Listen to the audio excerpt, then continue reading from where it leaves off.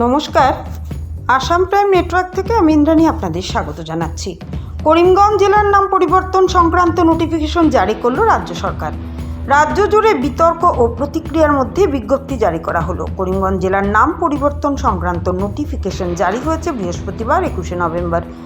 রাজ্য জুড়ে বিতর্ক প্রতিক্রিয়ার মধ্যে বিজ্ঞপ্তি জারি হয়েছে। 21শে নভেম্বর 2024 আসাম সরকারের সাধারণ প্রশাসন বিভাগের প্রিন্সিপাল সেক্রেটারি মুকেশ সাহু এই বিষয়ে একটি অফিসিয়াল বিজ্ঞপ্তি জারি করেন। করিমগঞ্জ জেলার নাম পরিবর্তন করে রাখা হয়েছে শ্রীভূমি। উল্লেখ্য, 19শে নভেম্বর অনুষ্ঠিত আসাম সরকারের মন্ত্রিসভার বৈঠকে গৃহীত সিদ্ধান্ত অনুসারে জেলার নাম পরিবর্তন করা হয়। মন্ত্রিসভার সিদ্ধান্তের পরিপ্রেক্ষিতে আজ এই নোটিফিকেশন জারি করা হয়েছে।